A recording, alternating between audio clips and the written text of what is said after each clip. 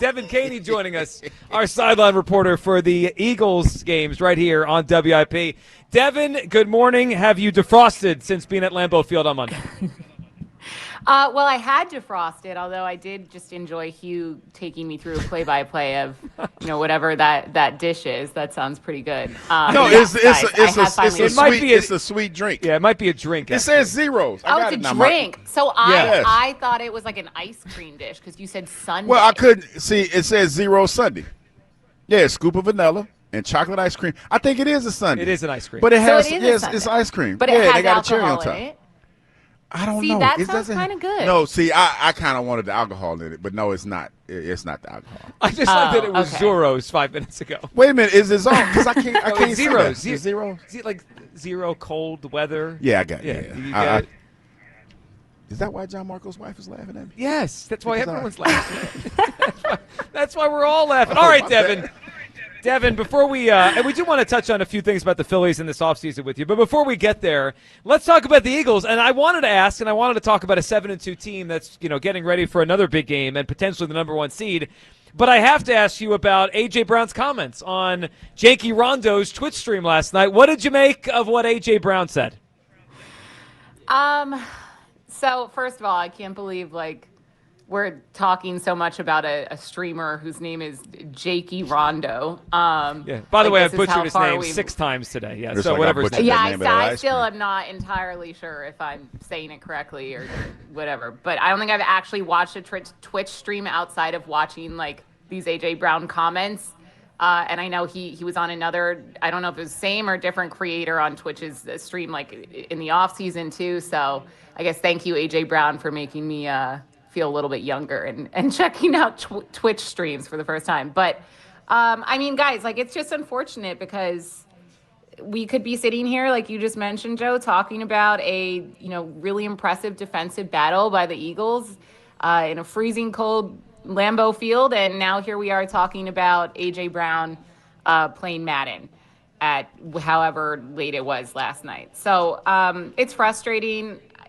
I don't know what he meant by his comments. Part of me wants to give him the benefit of the doubt and say maybe he meant, when he said the bleep show, maybe he meant the trade rumors and everything circulating, around him and those storylines. Could have been that, could have been referencing that, could have been referencing, his lack of production on Monday night.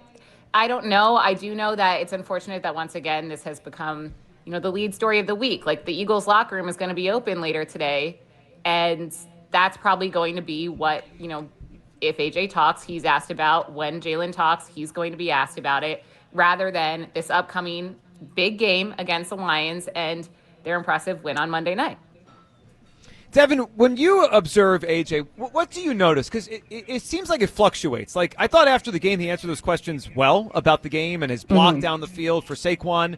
But then this stuff happens, and obviously he's battling between doing his best, but also he's not happy. Do you notice, body language stuff? Does he seem fully engaged? I mean, you have a different perspective than really all of us because you get to be on the sidelines during the games. What have you noticed? Has it changed since last year? Is it the same? What do you notice when you watch him on the field and then kind of on the sideline stuff? So I'll say when it comes to AJ, he, in my opinion, has remained consistent with his body language and his behavior, on the field and on the sideline. He's never been a, Saquon Barkley, for example, a rah-rah, I'm going to be out of my seat. I'm not sitting on the bench. I'm going to be, jumping up and down, even when the defense is on the field, communicating. AJ is very quietly intense, I would say.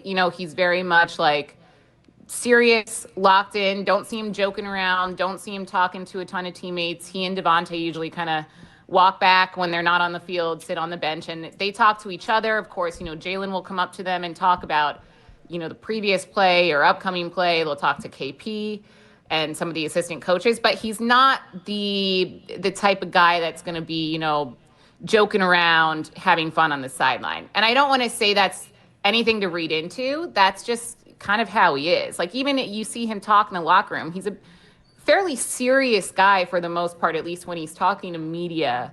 And I think when he's in game mode, he's serious. But that being said, he's a popular guy in the locker room. Like these players, I say and think what you want about his relationship with Jalen Hurts. I can't speak on that, but with pretty much everyone else, like AJ Brown is a beloved player within that group. That being said, I don't know how the other guys feel about now this being whatever time it is, like fourth or fifth time this season that AJ Brown has, probably unintentionally made himself the headline. You say fourth or fifth. The fact that we were actually losing count of how many times this is happening shows you that this is just a crazy situation. Devin, before we get to some Phil stuff, what was your thought on the fourth down decision late in that game? It was such a great football game, and it was tight, and it was defensive, and it felt like an old school game. And Devin, I thought the clear move there for the Eagles was to punt with 33 seconds to go and pin the Packers back. What did you make of it as it was happening when you saw them going out there to attempt the fourth down?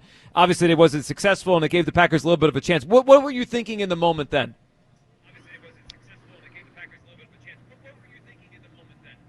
I mean, whoa. I was okay with it just because we've seen them go for it on these late downs and late in games and succeed. So, for example, look at the Minnesota game. Jalen and AJ Brown essentially did the same thing when they had to get that first down. They had to hold on to their lead against the Vikings, and it worked. And guess what we were saying after that game? We were praising Jalen, we were praising AJ Brown, we were praising Kevin Patullo. They went for it this time, whether or not, AJ Brown was the intended target when that play was originally called by Kevin Patullo. I don't know, but it's worked in the past, so I can't really fault them for it not succeeding. I know Braden Mann had been, he's hard on himself on the sidelines. Like, he hadn't had his best game punting-wise, so maybe that was a factor. I think a lot of it was, like, Nick Sirianni showing his confidence in his team, in his offense, and saying, no, we can do this. We can get this done. It didn't work out, but luckily, the defense was able to come up once again and hold the Packers back. And then, we all saw what happened with the field goal. But I don't really think I'm not going to overly criticize Sirianni or Kevin Patullo or the offense for going for it there. Devin, let's end with this. Harrison Bader put up an Instagram post yesterday, and it caused a lot of attention as if it was a goodbye. What did you make of it? What did you take of it? I didn't feel like it was a goodbye. It felt more like, hey, I wish the season was longer, and now he's obviously a free agent, so we'll see where his free agency goes. What did you make of it, and your thought on where the Bader free agent market might go and the Phillies' involvement there? I agree, Joe. When I first saw it, social media is so funny because, like, we're talking about A.J. Brown, and most of his headlines have come from what he's posted himself and said himself on various forms of social, and everything can just be misinterpreted in so many ways, whether it's good or bad. I think Harrison Bader was honestly just putting up a thank you post, and it took him a little while because he was probably hurt from the way the season ended for the Phillies, obviously disappointed. Maybe he didn't want to post it, while the season was still going on, with the World Series still going on. I reached out to someone in Bader's camp and asked, like, hey, does this mean that he's not coming back? Because everyone's kind of treating it like it does. And they said, not in the slightest. It does not. It's not a goodbye post. It is simply a thank you post. He would, still love to be back, but we know it's going to come down to if the Phillies, want to give him the money that Harrison Bader's camp is looking for. I personally think that they should try their hardest to bring him back. I'm not saying, overpay him a crazy amount. It's going to depend on what the market looks like for Harrison Bader. But I just think he's a really good energy guy. I think he's a really good clubhouse guy. I think they should bring him back. But the post does not mean he's not coming back. Good. Yeah, I agree. I want him back, and I think he can help this team a lot next season. Devin, we appreciate you hopping on. Enjoy the rest of your day and Eagles availability later. And we'll see you at the pregame show on Sunday. Thank you, Devin. Thanks, guys. Bye. Have a good one. There she goes, Devan Kaney, Eagles sideline reporter there.